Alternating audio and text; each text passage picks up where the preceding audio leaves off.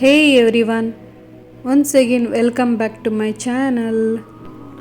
ಪಾಸ್ತಾಗಳಲ್ಲಿ white sauce pasta ತುಂಬಾ famous. ಆ white sauce ಪಾಸ್ತಾನ ಇವತ್ತು ನಾನು ಈವ್ನಿಂಗ್ ಸ್ನ್ಯಾಕ್ಸ್ಗೆ ಮಾಡ್ತಾಯಿದ್ದೇನೆ. ಆ ರೆಸಿಪಿನ ನಿಮ್ಮ ಜೊತೆ ಶೇರ್ ಮಾಡೋಣ ಅಂತ. ಬನ್ನಿ ಹೇಗೆ ಮಾಡೋದು ಅಂತ ನೋಡ್ಕೊಂಡು ಬರೋಣ.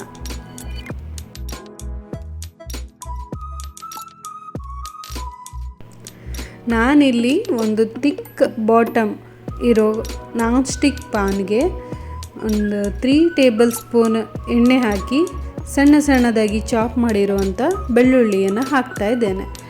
ಇದು ಬೆಳ್ಳುಳ್ಳಿ 1 ಟೇಬಲ್ ಸ್ಪೂನ್ನ ತೊಗೊಂಡಿದ್ದೇನೆ. ಇದನ್ನು ಎಣ್ಣೆಯಲ್ಲಿ ಚೆನ್ನಾಗಿ ಫ್ರೈ ಮಾಡ್ಕೊಳ್ಳೋಣ. ಇದು ಫ್ರೈ ಮಾಡ್ತಿರುವಾಗಲೇ ಒಂದು 2 ಟೇಬಲ್ ಸ್ಪೂನ್ ಆಗುವಷ್ಟು ಕ್ಯಾರೆಟ್ನ ಸ್ವಲ್ಪ ದೊಡ್ಡದಾಗಿಯೇ ಹೆಚ್ಚಿಕೊಂಡಿದ್ದೇನೆ, ಅದನ್ನು ಕೂಡ ಹಾಕಿದ್ದೇನೆ. ಅದರ ಜೊತೆಗೆ ಅದೇ ಅಳತೆಯಷ್ಟು 2 ಟೇಬಲ್ ಸ್ಪೂನ್ ಆಗುವಷ್ಟು ಈರುಳ್ಳಿಯನ್ನು ದೊಡ್ಡದಾಗಿ ಹೆಚ್ಚಿಕೊಂಡಿದ್ದೇನೆ. ಇದು ತುಂಬ ಫ್ರೈ ಆಗೋ ನೆಸೆಸಿಟಿ ಇಲ್ಲ, ಸ್ವಲ್ಪ ಕ್ರಂಚಿ ಆಗಿರಬೇಕು. ಇದು ಕ್ರಂಚಿ ಆಗಿದ್ರೇ ಪಾಸ್ತಾ ತಿನ್ನುವಾಗ ನಿಮಗೆ ಆ ಟೇಸ್ಟು ಸಿಗುತ್ತೆ. ಇದು ಸ್ವಲ್ಪ ಫ್ರೈ ಆಗುವಾಗ ಕ್ಯಾಪ್ಸಿಕಮ್ನ ತೊಗೊಂಡಿದ್ದೇನೆ. ಕ್ಯಾಪ್ಸಿಕಮ್ ಕೂಡ ಒಂದು 2 to 3 ಟೇಬಲ್ ಸ್ಪೂನಷ್ಟು ತೊಗೊಂಡಿದ್ದೇನೆ. ಇವೆಲ್ಲನೂ ಕೂಡ ಫ್ರೈ ಮಾಡ್ತಾ ಇದ್ದೇನೆ. ನೋಡಿ, ಮೊದಲು ಕ್ಯಾರೆಟ್ ಹಾಕಿದ್ದೇನೆ, ನಂತರ ಆನಿಯನ್ ಹಾಕಿದ್ದೇನೆ, ನಂತರ ಕ್ಯಾಪ್ಸಿಕಮ್ ಹಾಕಿದ್ದೇನೆ. ಯಾಕೆಂದರೆ ಕ್ಯಾಪ್ಸಿಕಮ್ ಬೇಗ ಬೆಂದು ಬಿಡುತ್ತೆ, ಅದರಿಂದ ಕ್ಯಾಪ್ಸಿಕಮ್ನ ಲಾಸ್ಟಿಗೆ ಹಾಕಿದ್ರೆ ಒಳ್ಳೆಯದು. ಇದೆಲ್ಲ ಒಳ್ಳೆ ಫ್ರೈ ಆಗುವಾಗ ಇದಕ್ಕೆ ಸ್ವಲ್ಪ ಒಂದು ಚಿಟಿಕೆಯಷ್ಟು ಉಪ್ಪನ್ನು ಹಾಕ್ತಾಯಿದ್ದೇನೆ. ಅದು ಸ್ವಲ್ಪ ಚಪ್ಪೆ ಆಗಬಾರ್ದಂತ ಉಪ್ಪನ್ನು ಹಾಕ್ತಾಯಿದ್ದೇನೆ. ಉಪ್ಪನ್ನು ಹಾಕಿ 2-3 ಸಲ ಮಿಕ್ಸ್ ಮಾಡಿದ ನಂತರ ಒಂದು 1/4 ಟೀ ಸ್ಪೂನ್ ಆಗುವಷ್ಟು ಫೈನಾಗಿ ಪೌಡರ್ ಆಗಿರೋ ಪೆಪ್ಪರ್ ಪೌಡರನ್ನು ಹಾಕ್ತಾಯಿದ್ದೇನೆ. ಪೆಪ್ಪರ್ ಪೌಡ್ರ್ ಹಾಕಿದ ನಂತರ ಇನ್ನೊಮ್ಮೆ ಒಳ್ಳೆ ಮಿಕ್ಸ್ ಮಾಡಿ, ಜಾಸ್ತಿ ಅದನ್ನು ಓವರ್ ಕುಕ್ ಆಗೋಕ್ಕೆ ಬಿಡದೆ ಹಾಗೆಯೇ ಅದನ್ನು ಒಂದು ಬೌಲ್ಗೆ ಟ್ರಾನ್ಸ್ಫರ್ ಮಾಡ್ಕೊಳ್ತೇನೆ. ವೆಜ್ಜಿಸ್ನೆಲ್ಲ ಇನ್ನೊಂದು ಬೌಲ್ಗೆ ಟ್ರಾನ್ಸ್ಫರ್ ಮಾಡಿದ್ದೇನೆ. ಈಗ ಅದೇ ಕಡಾಯಿಗೆ 1 ಟೇಬಲ್ ಸ್ಪೂನ್ ಆಗುವಷ್ಟು ಬಟರನ್ನು ಹಾಕ್ಕೊಳ್ತಾ ಇದ್ದೇನೆ. ಇದು ಅನ್ಸಾಲ್ಟೆಡ್ ಬಟರ್. ಹಾಗೆ 1 ಟೇಬಲ್ ಸ್ಪೂನ್ ಆಗುವಷ್ಟು ಆಯಿಲ್ನ ಕೂಡ ಹಾಕ್ಕೊಳ್ತಾ ಇದ್ದೇನೆ. ನೀವು ಬೇಕಾದರೆ ಪೂರ ಬಟರಲ್ಲೇ ಮಾಡ್ಬೋದು. ನಾನಿಲ್ಲಿ ಬಟರ್ ಮತ್ತು ಆಯಿಲ್ ಎರಡೂ ಕೂಡ ಮಿಕ್ಸ್ ಮಾಡಿ ಮಾಡ್ತಾ ಇದ್ದೇನೆ. ಈಗ ಇದು ಪೂರ ಕರಗಿದೆ. ಈ ಟೈಮಲ್ಲೇ ನಾನು 1.5 ಸ್ಪೂನು ಮೈದಾ ಹಿಟ್ಟನ್ನು ತೊಗೊಂಡಿದ್ದೇನೆ. ಮೈದಾ ಇಷ್ಟ ಆಗದೆ ಇರೋರು ಗೋಧಿ ಹಿಟ್ಟನ್ನು ಕೂಡ ತೊಗೊಳ್ಬೋದು. ಈಗ ಇದನ್ನು ಸಣ್ಣ ಉರಿಯಲ್ಲಿ ಫ್ರೈ ಮಾಡ್ಕೊಳ್ಬೇಕು. ಹೈ ಫ್ಲೇಮಲ್ಲಿಟ್ಟು ಫ್ರೈ ಮಾಡ್ತೀನಿ ಅಂದರೆ ಬೇಗ ಕಪ್ಪಾಗುತ್ತೆ. ಅದರಿಂದ ಇದನ್ನು ಆದಷ್ಟು ಸಣ್ಣ ಉರಿಯಲ್ಲಿ ನೀಟಾಗಿ ಫ್ರೈ ಮಾಡ್ಕೊಳ್ಬೇಕು. ನೀವು ಹಾಕಿರೋ ಮೈದಾ ಹುಡಿ ಒಂದು ಸಲ ಅದು ಆಯಿಲ್ನ ಅಬ್ಸರ್ವ್ ಮಾಡಿ ಪುನಃ ಆಯಿಲ್ ಬಿಡೋಕ್ಕೆ ಶುರುವಾಗುತ್ತೆ.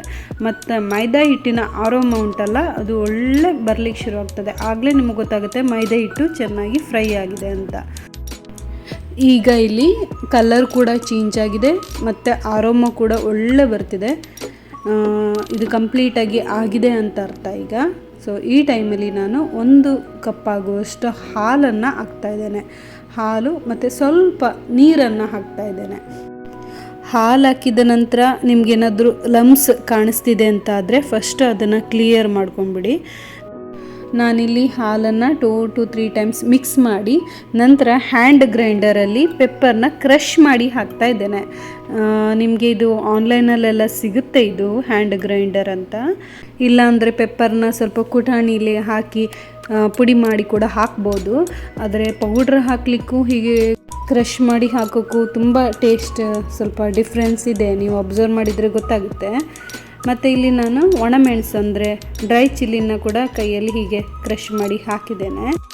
ನೀವು ನೋಡ್ತಿರೋ ಹಾಗೆ ನಾನು ಒಂದು ಸ್ಪೂನ್ನ ತೆಗೆದುಕೊಂಡು ಈಗ ಮಿಕ್ಸ್ ಮಾಡಿದ್ದೇನೆ. ನೋಡಿ, ಈಗ ನನ್ನ ಸಾಸ್ ಆ ಸ್ಪೂನಿಗೆ ಒಳ್ಳೆ ಅಂಟಿದೆ ಅಂದರೆ ನಾನು ಮಾಡಿರೋ ವೈಟ್ ಸಾಸ್ ಪರ್ಫೆಕ್ಟಾಗಿ ಕುಕ್ ಆಗಿದೆ ಅಂತ ಅರ್ಥ. ಈಗ ನಾನು ಬೇಯಿಸಿರೋ ಪಾಸ್ತಾನ ಹಾಕಿದ್ದೇನೆ ಮತ್ತು ಫ್ರೈ ಮಾಡಿರೋ ವೆಜ್ಜಿಸ್ನ ಕೂಡ ಮಿಕ್ಸ್ ಮಾಡ್ತಾ ಇದ್ದೇನೆ. ನಾನಿಲ್ಲಿ ಸ್ವಲ್ಪ ಫ್ರೋಝನ್ ಕಾರ್ನ್ ಕೂಡ ತೊಗೊಂಡಿದ್ದೇನೆ. ಆಗ ಹಾಕಲಿಲ್ಲ, ಯಾಕಂದರೆ ಓವರ್ ಕುಕ್ ಆಗುತ್ತೆ ಅಂತ. ಅದಕ್ಕೆ ಸ್ವಲ್ಪ ಬಿಸಿ ತಾಕಿದ್ರೆ ಸಾಕು, ಅದು ಕುಕ್ ಆಗುತ್ತೆ. ಮತ್ತು ನಾನಿಲ್ಲಿ ಚೀಸ್ ಹಾಕಿದ್ದೇನೆ. ಇದು ಚೀಸ್ ಹಾಕೋ ವಿಡಿಯೋ ಸ್ಕಿಪ್ ಆಗಿದೆ. ನೀವು ಇದಕ್ಕೆ ಮೊಜರೆಲ್ಲ ಚೀಸ್ನ ಮೇಲಿಂದ ಹಾಕಿದ್ರೆ ಆಯಿತು. ನನ್ನ ವೈಟ್ ಸಾಸ್ ಕ್ರೀಮಿ ಪಾಸ್ತಾ ರೆಡಿಯಾಗಿದೆ. ನೀವು ಒಮ್ಮೆ ಟ್ರೈ ಮಾಡಿ, ತುಂಬ ಟೇಸ್ಟಿಯಾಗಿರುತ್ತೆ, ಮಕ್ಕಳೆಲ್ಲ ತುಂಬ ಇಷ್ಟಪಟ್ಟು ತಿಂತಾರೆ. ಸೊ ವಿಡಿಯೋ ನೋಡಿದ್ದಕ್ಕೆಲ್ಲರಿಗೂ ಥ್ಯಾಂಕ್ ಯು. ಹಾಗೆ ವಿಡಿಯೋನ ಲೈಕ್ ಮಾಡಿ, ಶೇರ್ ಮಾಡಿ, ಸಬ್ಸ್ಕ್ರೈಬ್ ಮಾಡಿ. ನೆಕ್ಸ್ಟ್ ವಿಡಿಯೋದಲ್ಲಿ ಸಿಗುವ, ಅಲ್ಲಿವರೆಗೂ ಟೇಕ್ ಕೇರ್, ಬಾಯ್.